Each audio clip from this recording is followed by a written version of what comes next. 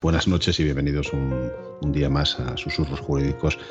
Hoy vamos a hablar de la prueba digital, vamos a hablar de blockchain, vamos a hablar de, si nos da tiempo, del metaverso, de todos los problemas que están surgiendo a raíz del teletrabajo, de cómo podemos defendernos o cómo podemos defender a nuestros clientes de este nuevo sistema de prueba que se tiene que generar a raíz de la problemática que sale actualmente. Y para eso hemos traído a Juan Carlos Fernández Martínez, compañero, abogado, especialista en Derecho Tecnológico, director de Tecnoabogados. Y la verdad es que nos espera una conversación muy interesante sobre todo lo que hay ahora en los juicios sobre la prueba digital. Juan Carlos, te doy paso y nos haces una pequeña introducción y luego vamos a empezar a acribillarte a preguntas. Bueno, pues nada, muchísimas gracias por la invitación. Mi nombre, como dices, es Juan Carlos, soy abogado especialista en nuevas tecnologías. Vengo de un perfil más técnico que jurista. Me he hecho abogado, inicié mis estudios de abogado a los 40, con lo cual llevo 3 años de abogado y mucha experiencia técnica para aplicar a esta bonita profesión. Y nada, Guillermo, estuvimos una charla en el ICANN con una cosa que le propuse bastante en el ICABU, bastante diferente, es blockchain como prueba legal. Y bueno, pues vamos a ver los matices que hablamos también en este sentido y a responder a las preguntas de los compañeros. Así que nada, lo dicho, un placer. Juan Carlos, vamos a arrancar. ¿Qué podemos hacer cuando nos encontramos con problemas? Ahora mismo que están muy de moda los ataques desde cuentas anónimas en Twitter o desde cuentas Facebook o Instagram donde existen insultos, amenazas, coacciones, incluso de gente que tiene ya una orden de alejamiento, de protección respecto a la persona. ¿Cómo podemos acreditar todo ese tipo de situaciones que se nos dan? ¿Vale? Porque generalmente lo que aportamos los abogados muchas veces son pantallazos. Pero ¿hasta qué punto un pantallazo vale para algo? ¿Hasta qué punto sirve como prueba? ¿Qué sentencias? ¿Qué nos puedes contar? Bueno, pues este es un tema interesante y donde vamos a aportar algo que a partir de ahora, bajo mi punto de vista, os va a aportar bastante valor al que no lo sepa. El problema de la evidencia digital en redes sociales es la volatilidad, es decir, un me gusta se ve mientras el titular de la cuenta no le vuelva a dar al me gusta y ya salga que que nos gusta, con lo cual el cliente sí debe acoger la captura de pantalla en ese mismo momento que lo tiene. Ya tenemos algo de prueba. Pero claro, si va a un despacho, quiere un plus. Es decir, oye, como profesional, que una captura ya la sé coger yo. Bueno, pues aquí, si tenemos la suerte de que ese me gusta sigue evidenciado, tenemos una herramienta potentísima a un bajo coste de utilizar un prestador de servicios cualificado. Es decir, empresas que gracias a su tecnología permiten grabar la pantalla de nuestro dispositivo móvil, coger las IPs a las que vamos accediendo, las URLs, nos pone sello de tiempo en todas esas transacciones y nos certifica la grabación con una firma avanzada. Con eso nos emite un informe que tiene valor legal. Tanto valor legal tiene que está regulado en la Ley de Enjuiciamiento Civil y, ojo, que nos dice algo que a los abogados se nos pudiesen caer las lágrimas si viene un cliente con esa prueba. Es decir, se invierte la carga de prueba. Sí, si cogemos prueba con un prestador de servicios cualificados, gracias a lo regulado en el reglamento EIDAS, tenemos la posibilidad de que esa prueba tiene presunción, salvo prueba de impugnación, que lo impugne la otra parte. Si la otra parte impugna la autenticidad, es a ellos a lo que les corresponde hacer el informe pericial. Con lo cual, si un cliente viene a nuestro despacho y tiene ese me gusta dado, no puede salir del despacho sin que hayamos cogido esta prueba a través de una empresa LegalTech. No podemos dejarle que se vaya porque es lo mismo salir por la puerta, ya no existe luego ese me gusta, como digo, y desaparece. El problema de redes sociales es la volatilidad de la prueba. Hay que cogerla cuando está. Sí, sobre lo que está diciendo y lo que está explicando, lo ha hecho tan sencillo y tan fácil, que es lo primero que tenemos que aprender todos.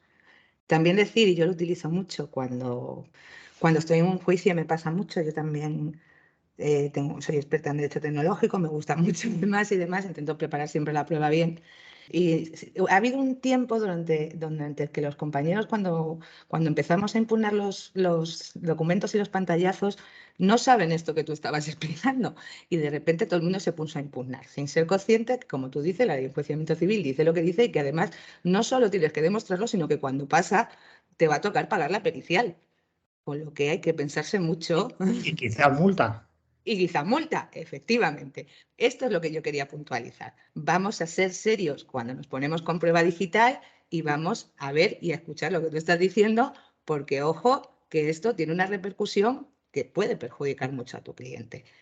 Contamos además que, como tú has dicho, es volátil y debemos cogerla enseguida con esos, yo le llamo testigos, esos testigos que tienen un hash, que tienen, o sea, evidentemente tienen una serie de requisitos que dan esa veracidad, ¿no? También tenemos sentencias en las que los pantallazos por sí mismo valen. Evidentemente yo intento utilizar lo que te has dicho y yo lo recojo, pero los compañeros a veces también se olvidan que efectivamente es una prueba documental y que como prueba documental, con unos indicios alrededor de, puede ser que nos encontremos que también es válida. Con lo que tenemos que escucharse muy bien y estudiar mucho y ver todas las posibilidades y entender que la prueba digital se ha vuelto fundamental, tan fundamental para hacer lo que tú has dicho. Problema que nos encontramos a veces cuando estamos en un turno de oficio, muy difícil, coger un testigo y decirle al cliente, tienes que gastar esto. Es realmente, a mi entender, barata para lo que nos jugamos, no son especialmente caras. Te voy a decir, yo la evidencia digital más cara que cojo, porque me gusta la empresa sin hacer publicidad, me voy a 25 euros. Por eso Así te que digo que tenemos que decirlo por también. 25 euros cojo prueba y si quiero me bajo el rango hasta los 9. Así Eso que va. es. Y ojo, el pantallazo vale. Sí, Claro. claro que vale. Siempre que la otra parte no impune la autenticidad y si reconoce los hechos, pues ¿para qué vamos a gastar? El problema tenemos es que si yo soy la otra parte y veo que como medio de prueba solo presentas el pantallazo, ojo, entonces a lo mejor yo asesoro al cliente y digo, vamos a jugárnosla. Si no presenta la prueba, que no tiene una evidencia digital cogida, si esa prueba es volátil y ya no está, con ese pantallazo, si no reconozco los hechos, ya va a llamar algún compañero, oye, ¿y ahora qué? Ahora nada. Ahora es muy complicado, no tenemos la Sí. posibilidad. Con lo cual, sí, claro, no hay que matar cañonazos. Yo siempre lo digo, si estamos en un proceso civil, podemos ir de menos a más. Es decir, yo puedo coger un pantallazo, puedo coger a través de un prestador cualificado, si en audiencia previa me impone la autenticidad, me voy a la pericial. Ajá. Pero no, tampoco voy a la pericial. Lo primero, pues pericial no suena barato, y es verdad. Con lo cual, vamos a ir ahorrándole costes al cliente. Dos cosas antes de dar paso a Juan Carlos. Una, la pericial hace falta, se puede contratar online, es decir, yo directamente digo esta cuenta o tiene que ser algo físico. Y la segunda, te da también los datos del móvil o desde el sitio que ha entrado, ¿no? Yo creo. O yo lo he visto en alguna. ¿Puede ser? Es decir, desde el iPhone tal o eso no se puede conseguir. A ver, dependiendo de lo que en una red social, quien trata los datos, por así decir, es la empresa, es decir, el titular. Facebook, el titular de la empresa, con lo cual esos datos que no son públicos y fuesen necesarios para el proceso, para identificar la dirección IP de la que hemos hablado anteriormente, para que nos diga fecha y hora de la publicación, que son indicios para continuar la investigación, en ese caso sería necesario mandamiento judicial y en muchas ocasiones comisión rogatoria a este tipo de empresas para que faciliten los hechos. ¿Cuál es el problema? Que este proceso no es ágil. Comisión rogatoria suena a que no es ágil. Ojo, que las prestadoras de servicios de telecomunicaciones únicamente tienen la obligación de guardar los datos de comunicación 12 meses. Si viene el requerimiento de cualquier operadora pasado 12 meses y posteriormente le decimos a la operadora que presta el servicio con IP, que se sabe qué operadora es, que facilita el titular, te podrá decir, oiga, que es que han pasado 12 meses de la obligación, no tengo obligación de...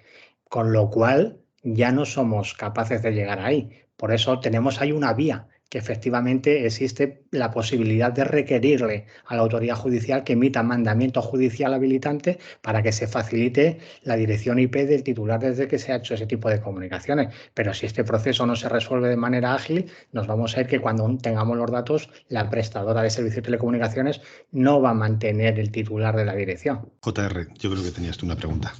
No, yo solamente, en en línea de lo que venían diciendo tanto Juan Carlos como Inma, lo que quería decir que la jurisprudencia es lo que sí que viene admitiendo, digamos que los pantallazos como captura de un contenido que se visualiza bien en la pantalla de un ordenador o un dispositivo móvil, que son admisibles de luego como prueba en juicio y que, eso sí, revisten un carácter independiente y autónomo respecto de la prueba documental, porque así lo establece la ley de enjuiciamiento civil y se tienen que valorar, de hecho los jueces y los magistrados lo valoran conforme a el criterio, a todas las pruebas circunstanciales, el resto de acervo probatorio que hay en el procedimiento y de acuerdo con las reglas de la sana crítica. Pero, dicho esto, que es una prueba per se, esos pantallazos, sí que es verdad que es muy necesario, a veces es muy conveniente contrastar esa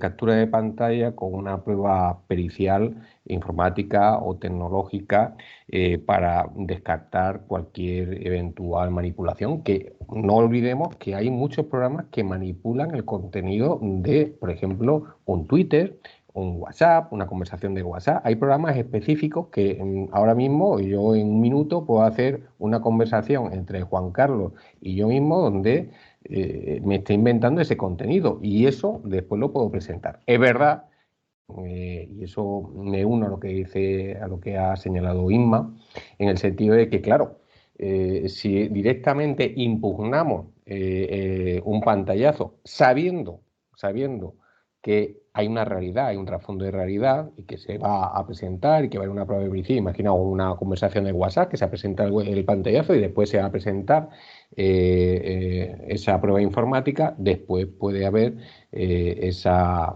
costas del perito, etcétera, ¿no?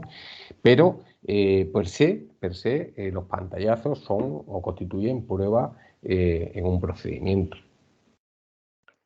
Es verdad. Y aquí tenemos una sentencia que cambió en la comunicación del magistrado Manuel Marchena ya por el 2015, la sentencia 300, que dijo, ojo, el pantallazo claro que es válido. Es un medio de prueba, tenemos libertad de medio de pruebas. Perfecto. Pero ya lo dijo que si la otra parte impugna la autenticidad o no reconoce los hechos, ese pantallazo no es prueba suficiente para negar la presunción de inocencia en el orden penal. Ojo, si efectivamente tienes el teléfono detrás que acredita la conversación, pues sí, podemos irnos a una pericial y acreditarlo. Pero ¿y si la prueba que estás acreditando con el pantallazo es volátil y a fecha de hoy no está? ¿Eh? A lo mejor como estrategia la otra parte no la reconoce porque ahí te quedas ojo para probar. Por eso digo, cuando tú ya enseñas las cartas que tú tienes, a partir de ahí se te abre una estrategia. Nosotros ya sabemos lo que hay, las pruebas. Claro, por eso digo que es conveniente, pese a que per se es prueba o puede ser carga de probatoria, es conveniente hacer lo que tú decías, lo que tú señalabas, a fin de acreditar que no ha habido manipulación. Hay que acreditar dos cosas, autenticidad, o sea, que la prueba es auténtica, y la integridad en evidencias digitales. Esa mismicidad de prueba en evidencias digitales goza de las dos cosas, autenticidad e integridad. Es decir, que el informe o la prueba se hace sobre ese dispositivo con esa misma información. No solo hay que mantener el objeto tecnológico, sino garantizar la integridad del mismo. Ahí tenemos otro plus de saber probar. Sí, eso es lo que iba a decir. Creo, y me va a corregir Juan Carlos seguro y lo va a puntualizar mucho mejor. Estamos hablando solo de pantallazos, pero prueba digital es todo. Vamos a integrar un poquito más, ¿no? Audios, conversaciones grabadas, todas estas cosas que van, ¿no? El WhatsApp también, Inma. El WhatsApp también, en el WhatsApp nos encontramos. Yo cuando me encuentro las conversaciones de WhatsApp que me pasan y vosotros también os encontráis que en medio de la grabación hay audios. ¿Cómo aportas esa prueba? Pues evidentemente no solo tienes que aportar los pantallazos, tienes que aportar esas conversaciones que son en grabaciones, en el soporte idóneo, que bueno, aquí cada juzgado, esta es otra, que también lo podemos hablar si queréis. O sea, esto además, creo que ayer lo vi en Twitter. Me están pidiendo las conversaciones, ¿cómo las presento? En CD, en pendrive, por LetNet. Había un lío ahí que la gente, todo el mundo estaba contestando y todo el mundo estaba contestando bien, porque unos decían en CD, otros decían por LetNet, otros decían en pendrive. Pues efectivamente, es que lo estamos presentando en todos esos formatos. ¿Por qué? porque en los juzgados todavía hay un criterio. En teoría deberíamos presentarlo por LESNET. En Cáceres, por la plataforma ACEDA, para ser exactos. No sé en los demás territorios cómo estamos con ACEDA. Lo tenemos que presentar por ahí, pero resulta que los juzgados, o sea, volvemos al mismo de siempre, la tecnología, pues ahí y llega el juzgado y te dice, no, no, no, a mí me traiga usted el CD. Y te tienes que presentar tú allí en el juzgado con el CD en mano y ya está. Y en otro juzgado te dicen, lo presentas por CD y te dicen, no, no, es que aquí no tenemos CD, preséntamelo usted por LESNET o tráigamelo en un pendrive porque es el formato válido que se acepta en este juzgado. Esto ya es un problema en sí mismo. Pero como digo, ¿cómo presentas esa prueba realmente? Para mí, como yo lo hago. Yo presento los pantallazos, presento los audios, evidentemente hago una transcripción literal de todos los audios que se acompañan a esa prueba y así lo presento todo. Luego ya veremos si tengo mi testigo digital, efectivamente, si voy a ir con eso solo y me voy a arriesgar a que me la impugnen y yo tenga que presentar una pericial, todo lo demás. Pero principio y esencial, para mí, yo sí estoy totalmente a favor, como él dice, por la laticidad que tiene según la prueba, utilizar un testigo informático o un programa X que no tiene tanto coste para asegurar esa prueba, pero ¿qué asegura eso? Asegura que eso en ese momento se ha producido en ese sitio y que ahí está. ¿Vale? Eso es lo que te dice el testigo digital. El día 6 del 4 de 2022 se ha comprobado que en esta red social hay esto. ¿De dónde viene? ¿De dónde va? Pero luego la prueba digital va mucho más allá de eso. Me corrija, Juan Carlos, si me equivoco. O sea, yo voy a tener eso, pero hay que, como tú dices, la integridad de la prueba es la cadena de custodia, para mí. Es que Inma lo que ha venido a abrir es otro pequeño melón, es decir, hablamos de redes sociales y volatilidad de la prueba, eso es una parte, ¿vale? Acudimos a una empresa prestadora de servicios cualificados para cogerlo. Ojo, que si lo que queremos presentar es un audio o un fichero informático, imagen, vídeo, cualquier fichero informático que queramos presentar, abrimos otra tecnología para poder acreditar los hechos y que la vamos a unir con el tema de blockchain, que me gusta mucho. Oye, pues ya está, si vamos a presentar un audio, ¿qué tenemos que garantizar? Pues varias cosas, pero la primera, ¿qué? La integridad de la prueba, es decir, que la conversación de ese teléfono, ese fichero informático, no es manipulable. La integridad de cualquier fichero informático la podemos conseguir. De las pocas cosas que yo puedo asegurar 100% en informática es esta, es decir, que si yo calculo el hash de un fichero informático en formatos superiores al SHA-256 o 512, tengo la certeza que si repito hash y me da el mismo resultado, garantizo 100% que el contenido es el mismo. Es decir, si yo tengo el Quijote y me da un resultado hash, si yo repito el hash pasado 5 años y me da el mismo resultado, sé que el Quijote no se ha modificado ni una coma. Pero ojo, que si se modifica una coma del Quijote, tenemos diferentes resultados hash. ¿Y qué unimos esto con blockchain? Que es el tema del taller que venimos a dar en el ICABU. Oye, que blockchain como red distribuida tiene unas especialidades. Blockchain es la tecnología por la que funciona Bitcoin. A lo mejor Bitcoin le damos una volatilidad y no estamos interesados en ese tipo de monedas por la fluctuación que tiene, pero ojo que la tecnología que tiene ha venido a cambiar ciertas cosas. Y una de estas cosas es eso, la red blockchain nos garantiza ciertas cosas 100%. Es decir, que la información que yo sello en un bloque me va a permanecer inmutable a lo largo del tiempo. Es decir, si yo hoy sello una información y ojo, que si lo que sello es el hash del fichero para propiedad intelectual o similares, pasados 5 años si alguien coge esa foto y me la utiliza, yo me comprometo a defenderle ese caso en un proceso y decirle, oye, que si tú has mantenido el fichero inalterable y vienes al despacho con ese mismo fichero, le calculo el hash y es el mismo que tenemos en la red blockchain, vamos a defenderlo. Juan Carlos, dentro de mi ignorancia, ¿qué es un hash? El hash, ¿vale? El hash es criptografía matemática. Es decir, pero hablamos de cosas que dices, ya es que son cosas que se nos va de las manos. Ojo, que si nos vamos a la herramienta HashMyFile, herramienta informática de código abierto, es decir, que el código es público, hace lo que dice hacer. Ojo, que el INCIBE, Instituto de Ciberseguridad, la recomienda. Estamento público. Y el hash lo que hace es hacer una función criptográfica, es decir, nos coge una herramienta que es de botón gordo para instalar siguiente, siguiente, siguiente. Una vez que tengo la herramienta, cojo el fichero, lo arrastro a esa herramienta y automáticamente hace magia. Me dice todos los hashes de los ficheros. Con lo cual, imagínate qué potencia tengo ahí para saber el código hash. Pero ojo, que ese hash lo puedo subir a la red blockchain. Pero le dice, ya Juan Carlos, pero es que la red blockchain no es muy ágil para trabajar para el no técnico. Perfecto. Damos otra solución. ¿Vale? Pues si viene un cliente, yo le voy a decir, perfecto, calculo el código hash, yo te voy a dar certeza absoluta de que eso lo hemos hecho hoy aquí en el despacho. ¿Por qué? Porque voy a coger los resultados hash de ese fichero, o ojo, que si en vez de ese fichero me trae 1000, la herramienta resuelve los 1000 en segundos.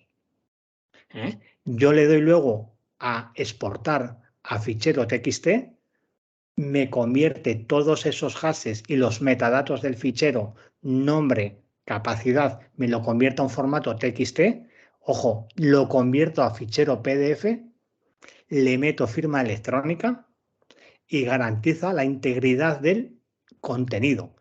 Pero tenemos un fleco que nos interesa datarlo en el tiempo. Y cuando tú firmas con PDF, ¿qué te dice? Que la hora se ha cogido del equipo informático.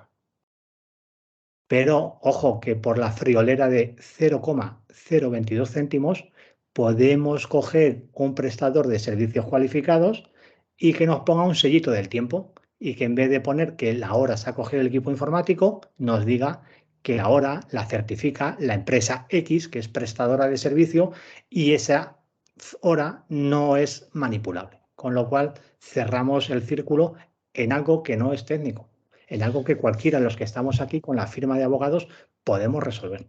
Me acabas de hundir en la miseria. Es decir, que si yo cambio la hora del ordenador, puedo firmar digitalmente algo con fecha anterior. Cuando tú firmas con Acrobat Reader, te viene que la hora se ha cogido el equipo informático. Eso es una vulnerabilidad.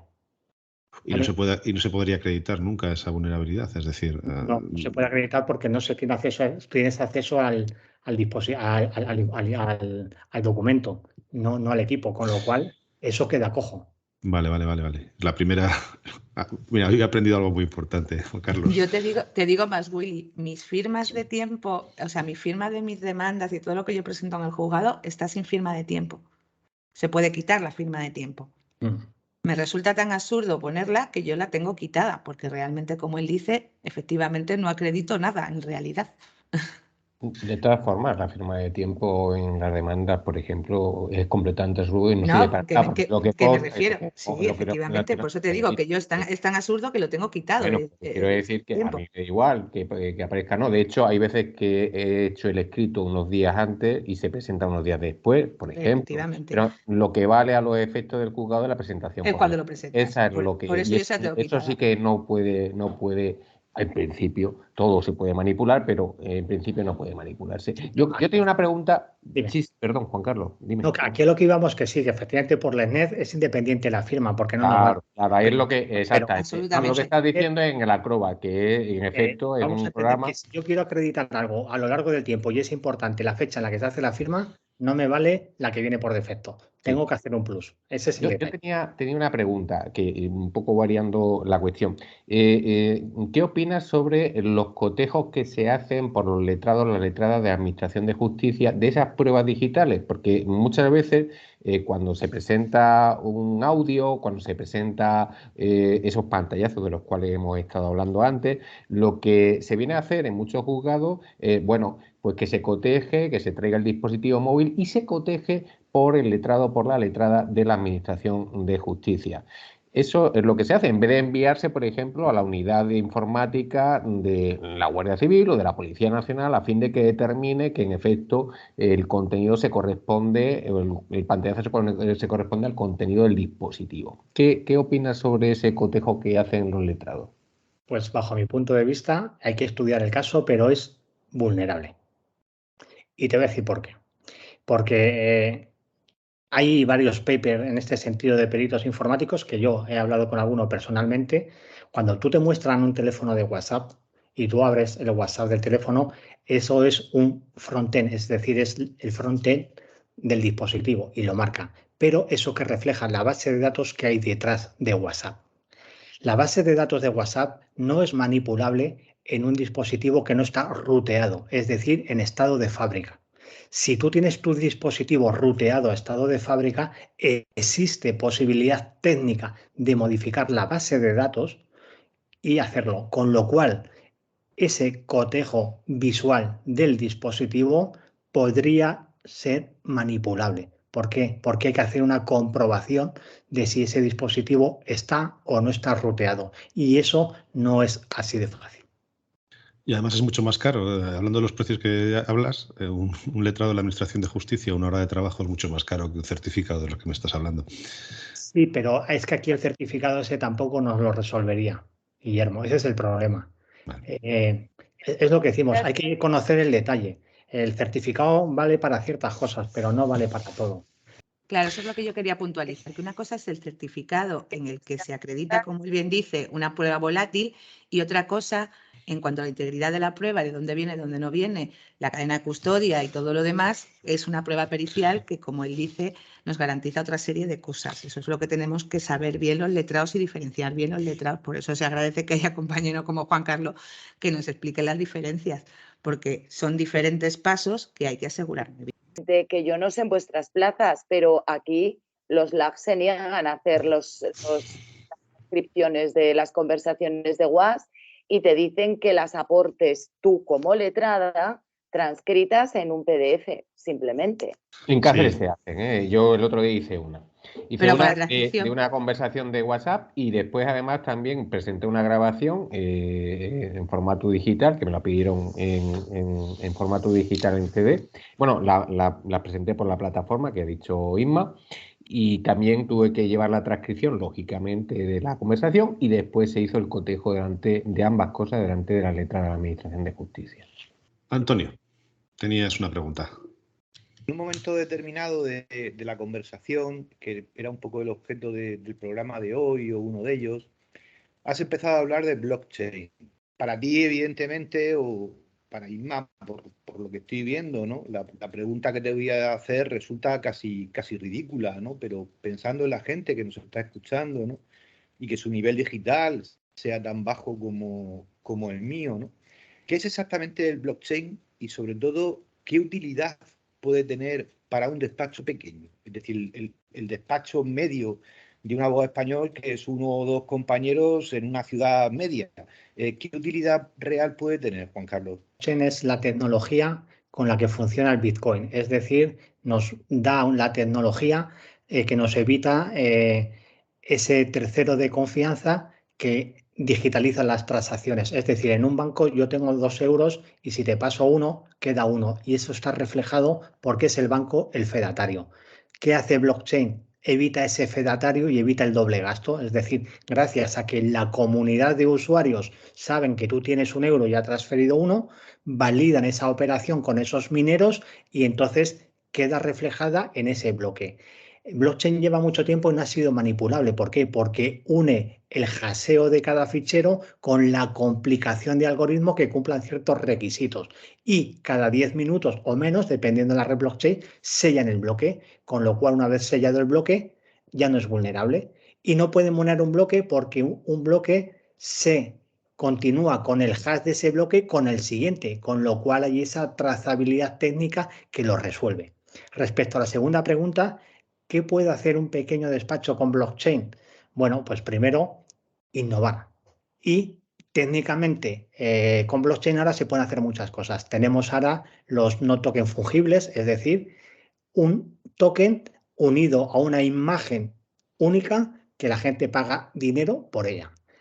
Tenemos finanzas descentralizadas, es decir, hay empresas que tú inviertes en criptomonedas, en 10 minutos venden un inmueble de varios millones de euros, ¿vale? Que compran la gente con sus criptomonedas y ya te digo que en un par de horas vuelan porque ese inmueble es real.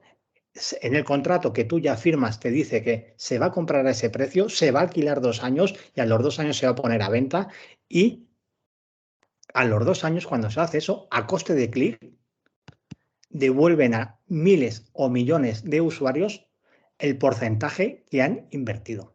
Imagínate lo que eso habría en papeleo para resolver. Eso te lo da la tecnología blockchain.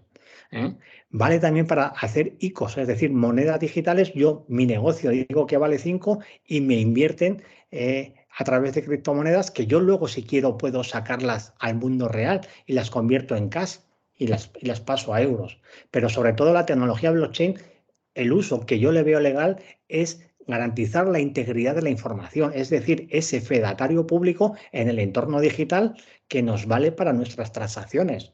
Imagínate que trabajas en propiedad intelectual. Pues tú puedes decirle o implementarle un sistema a tu cliente para que todos los contenidos que él cree los hashee en la red blockchain y mantenga ficheros originales. Si cualquiera a lo largo del tiempo hace una copia de ese contenido, vamos a un proceso judicial, buscamos la imagen, buscamos el bloque donde se ha sellado y vamos a un tribunal diciéndole que, ojo, que ese hash de ese fichero, que repito hoy, de aquel que sellé hace 5 años, es el mismo, con lo cual la imagen es la misma.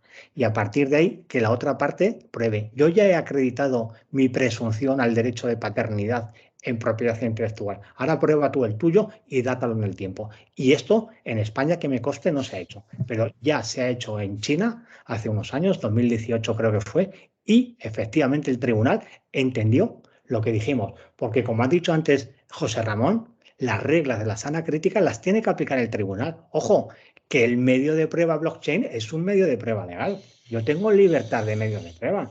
Usted, tribunal, valorará conforme a las reglas de la sana crítica. Es decir, me tocará hacer una pequeña pericial o grande para explicarle al tribunal cuál es la especificación de la tecnología blockchain, cuál es la especificación de la red blockchain en la que está sellado el bloque y qué nos garantiza el hash.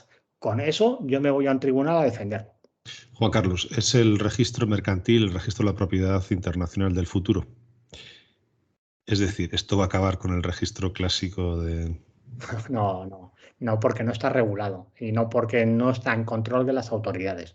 Con lo cual, no. Es algo que está ahí, que la tecnología nos lo permite y que dependiendo de la gravedad del caso, pues podemos acudir a un prestador de servicios cualificados que sí está regulado y damos certeza. Pero la red blockchain nos permite acreditar otras cosas, nos permite acreditar a costes bajísimos, volúmenes muy altos de información, con lo cual existe esa posibilidad de poder hacerlo. La empresa de la que soy Visual Partner, Visualeo, tiene tecnología blockchain y hacemos informes legales en ese sentido. Te certifican con su aplicación las fotografías, cuándo se hacen y dónde. Y a partir de ahí, un informe generado con te lo sella en el bloque. ¿Para qué nos vale eso? Imaginaros en un proceso de familia, donde alguien va y no le dan a sus menores y llama a fuerzas y están en una urgencia. ¿Cómo acreditas que has estado en esa hora, en ese sitio, a por tus hijos? Pues lo puedes acreditar obteniendo una grabación, tocando el timbre a esa hora, que te van a poner la ubicación de dónde estás y la hora. Y eso lo presentamos. Ya tenemos un plus de prueba.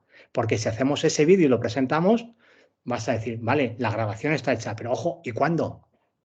Porque cuando no tenemos la respuesta. Porque cuando yo presente esa prueba, los metadatos de los ficheros son modificables y no dejan rastro. Es decir, yo puedo coger un vídeo y decirle que la fecha de creación de ese vídeo es el año 2025.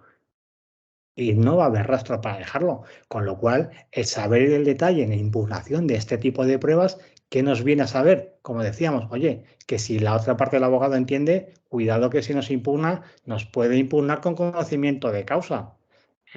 Y lo voy a pelear. Pero vuelvo atrás, Juan Carlos, quizás por lo básico de muchos compañeros como yo, es decir, imagínate que yo tengo un despacho en Ribadesella o en Cartagena, como yo lo tengo, ¿no? Es decir, y hago un contrato de compraventa, un contrato de arrendamiento, hago determinado convenio entre dos partes. Es decir, ¿cómo introduzco yo eso? ¿Qué puede servirme ahí blockchain? Y sobre todo, ¿cómo lo introduzco? Te lo voy a decir también en contractuales, ¿vale? ¿Para qué vale blockchain? Para datar la seguridad o la integridad de los contratos que tú redactes. Es decir, si tú redactas un contrato a fecha de hoy y lo envías al cliente, ahí puede haber dos problemas. Uno, que te repercuta en que si el contrato está modificado o no está modificado y te pueden pedir responsabilidades por una mala praxis, o, ojo, que mi contrato, él tiene una licencia de uso que no es suyo, que es que es mi know-how, que es que yo le dejo que lo utilice él, que si ese contrato aparece en otros sitios, si son contratos específicos, mucho trabajo, y yo he firmado que únicamente se puede utilizar por esa empresa y lo veo en otras, ¿vale? Pues a lo mejor puedo decir efectivamente que se ha comprometido el secreto de empresa. Es que yo sí estoy protegiendo ese contrato. Es que yo lo pongo en mis contratos de que eso está protegido, que es propiedad mía y tú tienes un derecho de uso. Oye, que para garantizar esa integridad de ese contrato de esa fecha, yo calculo el hash del contrato, la fecha que se lo entrego al cliente y sello un bloque. Con lo cual yo ya sé que ese contrato que yo tengo, que se lo doy al cliente, ha quedado sellado en ese bloque. Con lo cual garantizo la integridad de ese contrato que tú me has prestado. Me valdría. Si dices, oye, Juan Carlos, a mí blockchain se me queda lejos, bueno, pues voy a hacerlo como hemos dicho antes, ¿vale? Firmando el fichero electrónicamente y calculando el hash del fichero y manteniendo el hash inalterable, que ese es el problema. Hay que mantener el hash inalterable. Podemos hacerlo firmando con firma electrónica de agencia tributaria o colegio de abogados y ojo, que aquí sí me interesa el tiempo, que si me pone que es el tiempo de la computadora, se me queda cojo. Así que voy a coger una prestadora de servicios cualificada que me meta un sello de tiempo. Ese es el detalle. Voy a hacer de abogada del diablo, porque yo estoy completamente de acuerdo con lo que estás diciendo, pero voy a hacer de abogada del diablo. Has dicho una cosa que es fundamental. Mercados descentralizados y que ahora no estamos con una regulación suficiente. Vamos a meter un pelín más, el metaverso. Vamos a entrar ahí porque has hablado de token. Entonces vamos a intentar que todos nos entiendan, pero lo vas a explicar tú. Como has dicho, mercados descentralizados. El problema es ahora mismo la regulación que hay. Sabemos que está habiendo, bueno, la agencia tributaria en general le tiene muchas ganas al tema de los Bitcoin, a los pagos que están haciendo con otras monedas y demás. Y en algunos casos, que sea descentralizado o no el mercado tiene su seguridad. Pero esto no lo vas a explicar tú, ¿eh? Yo te hago la pregunta. Vale. Se han dado, y ya existen casos en los que ha habido estafas, en las que se han vendido una serie de tokens, esos tokens después se quedan sin valor. Tú vas a explicar también qué son los tokens, porque yo te hago la pregunta y como tú eres el invitado no lo voy a explicar yo. Se han vendido esa serie de tokens, empresas privadas. Todos sabemos que, por ejemplo, en juegos y demás se utiliza mucho esto. Quien esté en el gaming nos va a entender casi mejor que otra gente. Y luego, cuando eso se ha quedado sin valor, ha recibido todo el dinero, se ha marchado y si te he visto me acuerdo porque ese token ha perdido valor y yo no recupero nada. ¿Me estás entendiendo la pregunta? Sí, te estoy entendiendo y hay una estafa.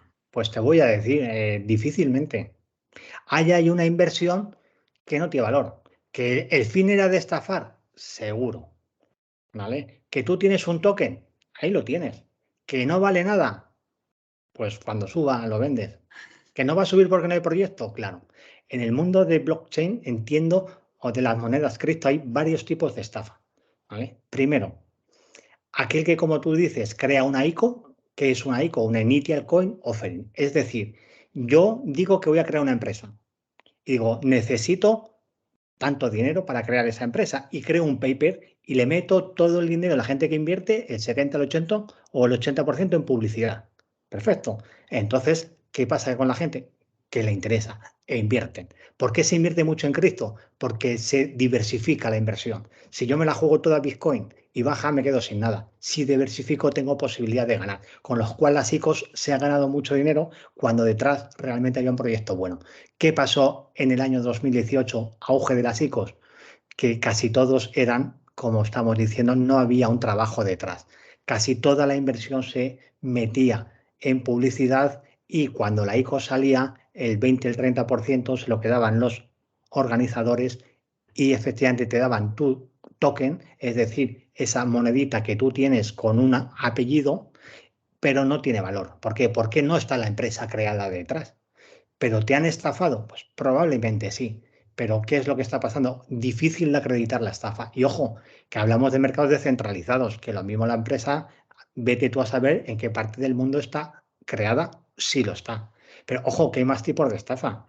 Es decir, yo voy a crear, que hay un documental muy bueno en Netflix en ese sentido, que se ve esas estafas que a ti lo que te decían es, oye, invierte en cripto, que yo la voy a invertir y te voy a dar más rentabilidad. La típica estafa piramidal. Te dan la rentabilidad del 10 o el 15%. Ojo, ¿hasta cuándo? Hasta que pide más gente de la que entran al mercado y no existe. Con lo cual ahí tenemos otro tipo de estafa. Y ahora, como está tan de moda el tema de criptomonedas y la gente piensa que se forra, ¿qué pasa? Que tienen una barrera muy alta de conocimiento para entrar al mercado. Y si no entras por la puerta correcta, ¿qué es lo que está pasando? Que te estafan de base. Y en un mundo digital muy difícil luego de probar, porque el que es profesional en este sentido ya toma las cautelas pertinentes para que no siga. ¿Y cuál es la vulnerabilidad de blockchain? Que no tienes a quien pedirle. Es decir, hace unos años hubo en Together una estafa, creo recordar, si no me equivoco, de casi 2 millones al cambio en criptomonedas. Y hace unos meses se vio cuál fue la vulnerabilidad. Es decir, uno de los trabajadores, según consta publicado en Internet, descargaba algún fichero torrent en el equipo y en esa descarga de ficheros torrent vino con regalo. Se comprometió efectivamente el usuario. ¿Y qué es lo que pasa en la red blockchain? Que si te quitan la clave de tu monedero, tienes un montón de euros, pero no accedes a ellos. ¿Por qué? Porque funciona la criptografía. Es decir, el cifrado. Ese monedero está cifrado con mi contraseña.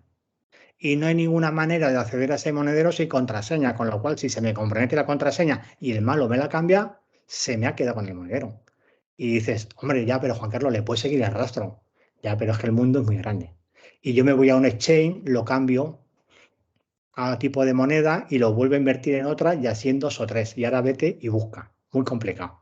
Es un mundo muy complicado, pero creo Estoy que... por ir a Muy apasionante. el albal en la cabeza. Yo no se quiere poner al bar. Yo no me voy a meter en temas, por ejemplo, de derecho contencioso administrativo ni temas fiscales. Entonces, al final, cuando tú haces lo que te gustas y cuando yo, mi valor diferencial, por así decirlo, cuando conocí a Guillermo, así era, y se lo comenté, yo traigo una experiencia técnica en la mochila muy grande que, ya digo, empecé a estudiar a los 40 años Derecho en ese proyecto por cambiar la vida con la crisis de los 40, que hasta di una charla TED para contarla. Y ahora a mis 49, pues efectivamente he sacado mi despacho adelante. Ahora a lo que yo iba, que por esto te estaba haciendo estas preguntas, no te las estaba haciendo por nada, porque además tenemos que tener el conjunto completo para saber a qué nos enfrentamos, ¿no? Mi consejo cuando alguien me pregunta lo que Antonio, ¿qué hacer y qué es lo que hacen los compañeros, por ejemplo, cuando preguntan cosas como lo que tú has preguntado? ¿Qué podemos hacer los despachos pequeños? Ser conscientes que la tecnología está aquí, que ha llegado, que va por delante de la normativa. Efectivamente, hay una parte técnica de informática y una parte teórica de derecho y práctica también. O sea, se mezclan las dos cosas. Si yo no tengo esa capacidad de tener esos conocimientos, lo que debemos aprender es a recurrir a expertos como Juan Carlos. Tenemos que aprender a colaborar con compañeros que están muy por delante en nuevas tecnologías a nosotros. Saber que existen las herramientas, conocerlas y, si se escapan de nuestro alcance, utilizar un compañero y colaborar con ese compañero que nos va a ayudar en todo esto. Esa es mi forma de enfocar esto. ¿Qué puedo hacer desde un despacho? Pues todo lo que te ha dicho. O sea, todo lo que tiene que ver con lo digital ahora mismo es una prueba que te afianzas. Tienes que valorar cuál en cada momento, y si tú no tienes esa capacidad, pues hay gente como Juan Carlos que se dedica a eso. Pues tengamos la capacidad de colaborar. Juan Carlos, 2 preguntas nos quedan en el tintero. Teletrabajo. ¿Qué ocurre con el teletrabajo? ¿Cómo podemos controlarlo? ¿O qué tipo de pruebas podemos aplicar? Bueno, pues teletrabajo, por desgracia, vino con la pandemia y bueno, y gracias a eso, entre comillas, pues nos ha digitalizado prácticamente a toda la sociedad. Con lo cual yo, que tengo el despacho en Cuenca, me permito tener reuniones con clientes en cualquier parte de España sin que ya digan que es una cosa rara y sintiéndose cómodos en tema de privacidad, con lo cual existe. ¿Qué pasa en teletrabajo? Pues primero, que la empresa está incómoda, está intranquila, porque una máxima de ciberseguridad, ¿cuál es? Reducir la superficie de exposición. Es decir, si yo tengo a mis trabajadores en mi oficina, les puedo dar un plus de seguridad a todo el tema del trabajo. Con lo cual, aquellos trabajadores que tengo en casa, ¿qué es lo que pueden pasar? Que cometan cualquier tipo de engaño y genere problemas o brechas de confidencialidad o brechas de privacidad. Mapfre 2020 sufrió un ataque con un ransomware. Y si te estudias la resolución de la Agencia Española de Protección de Datos, el origen de esa brecha fue un phishing que cayó una de las trabajadores del cambio de credenciales, con lo cual el teletrabajo incomoda. Pero ojo, que también tenemos otros problemas en el teletrabajo. ¿Y cuál es? Confiar que el trabajador está teletrabajando. Y aquí tenemos herramientas que la regulación permite, es decir, el artículo 20.3 del Estatuto de los Trabajadores dice, empresario, tienes capacidad de control. Y si tu trabajador está en casa, tendrás que tener capacidad de control. Pero ojo, que artículo 87 y siguiente de la Ley de Protección de Datos y Garantía de Derechos Digitales dice que también existe el derecho a la intimidad en el entorno laboral. Así que ahí chocan las cosas. Pero le está diciendo una cosa al empresario. Oye, que tienes el deber de regular el uso de dispositivos de empresa. Es decir, tienes que poner las cartas sobre la mesa y decir cómo vas a controlar la jornada del trabajador, hasta dónde puedes llegar, ¿vale? Y en caso de incumplimiento, qué medidas vas a tomar. Ese tipo de políticas de uso de dispositivos de empresa, ¿vale? No las tienen las pequeñas pymes, tejido productivo de España, con lo cual cuando se da el conflicto, ¿qué es lo que hace? Pyme despide, ¿por qué? Porque sospecha que el trabajador está incumpliendo, accede al correo corporativo de empresa porque dice que es correo de empresa o accede al equipo del trabajador, pero no llegan al detalle. ¿Por qué? Porque no cumplen principios rectores obligatorios por la sentencia del Tribunal Europeo de Derechos Humanos, Test Barbulescu. Es decir, si tu empresario sospechas de incumplimientos en el entorno laboral, necesitas acreditar primero sospecha previa. ¿Para qué? Para evitar arbitrariedad. ¿Por qué a mí y no al compañero? Segundo, cumplir principios de necesidad, idoneidad y proporcionalidad. Es decir, utiliza el medio que sea necesario, menos intrusivo para el derecho a la intimidad, que sea proporcional para acreditar el incumplimiento y proporcionalidad. Es decir, no vaya a ser como alguna sentencia del Supremo que llegamos a obtener 2.000 correos gracias a unas búsquedas heurísticas por palabras claves y fechas y salgan 2.000 correos y resulta que de los 2.000 correos del perito estudiados, únicamente 15 son pertinentes, relacionados con la causa. No existen políticas del directivo de uso de dispositivos de empresa y el tribunal dice, prueba nula, vulneradora de derecho de la intimidad, no cumple principio de proporcionalidad, retrotrae los hechos a primera instancia y que se juzgue sin tener la prueba. Y ahora vete tú, si te han quitado ese tipo de pruebas, vete tú a probar. Lo mismo te has quedado cojo y sabes que ese despido disciplinario se convierte en improcedente e indemnización y salarios de trámites. Muy complicado. Antonio, yo creo que tenías tú una pregunta, sí. Juan Carlos, evidentemente tu nivel es 10, ¿no? Pero vamos a retroceder al nivel de 1 o 2, de decir, de una persona que tiene un ordenador en su casa y, bueno, pues lo utiliza para su cuenta bancaria, para hablar con sus amigos en Facebook o para ver tal y para leer un periódico, no hay más, ¿no? Entonces, a esa persona en un momento determinado, es decir, no tiene ningún control de seguridad, no tiene nada, ¿no? Y le hacen una suplantación de IP. Ya te comento, pues estamos en un programa jurídico que yo llevo por casualidad realmente, ¿no? 2 temas en el turno de oficio de 2 señores mayores que le robaron la IP, en uno para páginas pornográficas y otro para otra cuestión, ¿no? Entonces yo quería preguntarte un poco, primero, ¿qué se puede hacer para que eso no ocurra a nivel muy básico, ¿no? No es propiamente jurídico. Y segunda parte, entrando con lo jurídico, es decir, a una persona que acusaran, por ejemplo, que nos está llegando, ¿no? Es decir, ¿de qué forma puedes tú acreditar si es que es necesario que esa IP no ha sido tú aunque sea tuya o cómo está el tema ese realmente? Vale. Pues te comento, normalmente en un domicilio nos estamos moviendo en entornos Wi-Fi, es decir, al final casi toda la gente que tenemos conexión de Internet en casa tenemos un router con una característica que es Wi-Fi. ¿Qué pasa la Wi-Fi? Que la Wi-Fi es alcanzable, es decir, te la puede coger el vecino o puedes comprar una antena de que hasta 300, 400 metros acceder a cualquier tipo de Wi-Fi. Al principio de la red de Wi-Fi hubo una vulnerabilidad muy, muy grande. Y es decir, porque el protocolo de cifrado que utilizan para establecer la seguridad de la conexión entre equipo y router era un cifrado web. Y ese era bastante vulnerable. Es decir, si alguien sabe la contraseña de tu router Wi-Fi y tu usuario, se te mete en tu Wi-Fi. La tecnología ha avanzado y ya tenemos protocolos más seguros, WPA2, pero no voy a meterte más técnicos. ¿Qué es lo que pasa? Que si tenemos contraseñas genéricas, hay ciertos dispositivos que incluso pueden llegar con el número o el fabricante con unos dispositivos y contraseñas de serie. Si no tomamos cautelas de cambio de contraseñas que pueden venir de serie, ese tipo de contraseñas pueden ser conocidas. Nos pueden hacer también un ataque de fuerza bruta, es decir, yo tengo un router y le voy a mandar contraseñas, pum, pum, pum, pum, pum, con un diccionario de contraseñas hasta que entro. ¿Qué es lo que pasa cuando alguien entra a mi router? Pues que, como se dice, me está chupando la Wi-Fi. Ya hay un delito de defraudación de fluido eléctrico. Pero ese no es el problema, que alguien no va a acceder a tu router para quitarte la conexión a Internet, que ya no renta. ¿Para qué la va a utilizar? Para cometer, como bien tú dices, Antonio, pues alguna fechoría. ¿Qué es lo que pasa? Que esa fechoría consta tu dirección IP.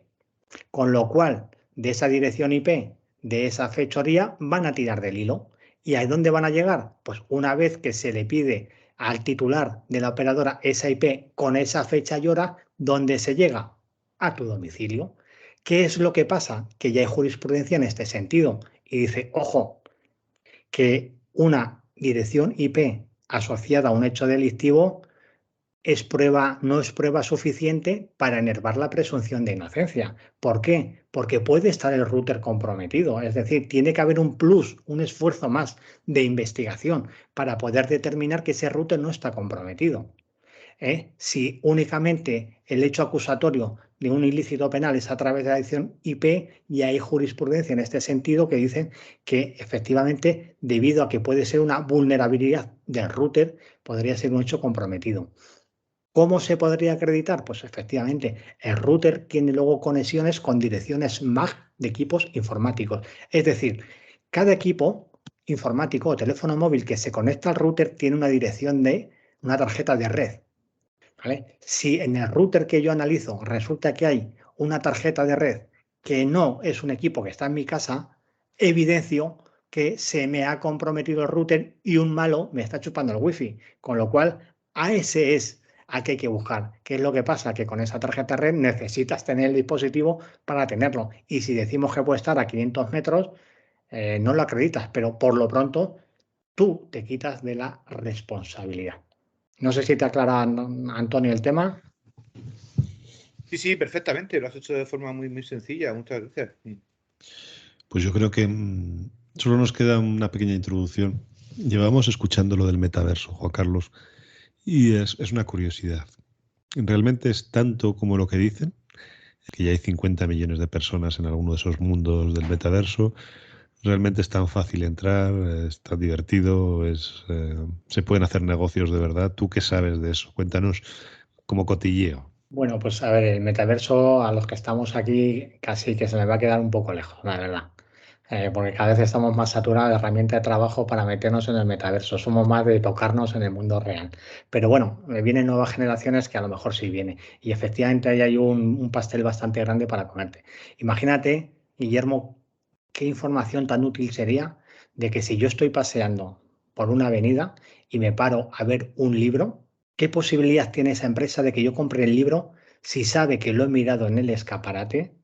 A lo mejor me lo va a ofrecer 10 escaparates más adelante y posteriormente me lo va a ofrecer incluso a un precio más rebajado. Imagínate la posibilidad que tenemos en tema de venta online. Brutal. ¿Surgirán conflictos? Por supuesto. Pues tema de propiedad intelectual, todo ese tipo de conflictos. Y ahí veremos, pues como decíamos, oye, vamos a coger prueba. Oye, que en el metaverso sí podemos coger prueba con un prestador de servicios cualificado que no grabe la pantalla. Metaverso, muy bien, viene a resolver una parte del mercado y creo que es una oportunidad de, pues eso, pues darle una vuelta más a la tecnología para tenerlo. Profesionalmente es un tema bastante interesante. Aquí en Cuenca tenemos una empresa también que está haciendo cosas en este sentido y conozco el detalle y, por ejemplo, que te monten una sala de un juicio donde cuando traes unas gafas te van a hacer esa realidad, pues a lo mejor es un plus para el cliente para introducirlo en esa sala del juzgado para que sepa cómo es. Pero cómo es, no, cómo es esa sala. Y le pones las gafas y le dices, ahí está enfrente el tribunal, a la izquierda está Fiscalía y a la derecha estamos nosotros. Y le pones una gafa de realidad virtual y se ve dentro de una sala, incluso respondiendo a las preguntas que queramos hacerle. Bueno, metaverso es una cosa a tener en cuenta y ya te digo, no me veo siendo un friki el metaverso, pero una vuelta sí me voy a llevar. Sí, yo creo que ya estamos un poco picados con ello. Una pregunta ya, y yo creo que la última, si queréis, si alguno os dejo el tiempo que tarde yo en hacer la pregunta. Hace tiempo estuve en unas charlas ese estilo TED que hay aquí en Burgos y hablaban de empresas de metadatos, de control de información en Estados Unidos, ¿no? Y entonces, un poco en referencia a lo que has dicho tú, lo del libro, ¿no? Que te lo van exigiendo. Ahora lo estamos viendo con Amazon y Facebook, que tú entras o ves algo, incluso a veces pensamos que nos escuchan porque se dice algo y aparece, ¿no? Pero una de las cosas que me pareció curiosa de esa página, de esa charla, fue que dijo que el sistema que tienen en algunas páginas web de mercancía, por ejemplo, era maquinaria agrícola, que si se descargaba una persona el PDF y se quedaba viendo una página en concreto, podían saber la persona que lo había visto, la página que lo había visto, el tiempo que haya estado viéndolo y podían localizarla por IP y llamar. ¿Vale? A mí me ha pasado con alguna compañía de teléfonos que me he cotilleado y al día siguiente estoy recibiendo llamadas de ello. No sé hasta qué punto eso es así, o no es así, o es legal o no es legal. Vale. Técnicamente es así. El problema hay, en ese sentido, hay un considerando interesante. No me sale ahora el número, pero lo diría. Y viene a decir una cosa. Esto lo hace el grupo de trabajo del tema de protección de datos y viene a decir que cuidado con los identificadores únicos. ¿Vale? ¿Qué es un identificador único en un dispositivo móvil? Lo voy a estar diciendo. El email del dispositivo, el número del teléfono, el INSI, ¿vale? Esos son identificadores únicos. Con lo cual, efectivamente, una aplicación puede saber cuál es el número del teléfono sobre el que se está descargando el fichero. Técnicamente eso está resuelto. Pero, ¿qué nos está diciendo ese grupo de trabajo? Que, ojo, que el responsable del tratamiento, es decir, esa empresa que tú has advertido, si quiere hacer en tema de protección de datos publicidad, no vale hacerla basada en consentimiento legítimo. Mira el detalle. O sea, cuando hablamos en tema de protección de datos, nos vamos siempre a que consentimiento, es decir, si tú consientes, consiente. Perfecto. Pero ojo, que si nos preguntan que si tú te descargas el fichero, vamos a llamarte y tú consientes, cumple la norma. Pero ¿qué es lo que se hace? Normalmente no piden consentimiento. ¿Por qué? Porque basan el consentimiento en que yo como responsable del tratamiento puedo no pedir el consentimiento y hacer tratamientos de datos sin conocimiento del usuario si lo baso en interés legítimo. Y la norma dice que es interés legítimo. Pues bueno, es cuando el responsable empresario acredita que el tratamiento es lícito y que tiene un interés actual y real. De esa manera, ese interés legítimo ya no tienen que pedirte el consentimiento. Con lo cual,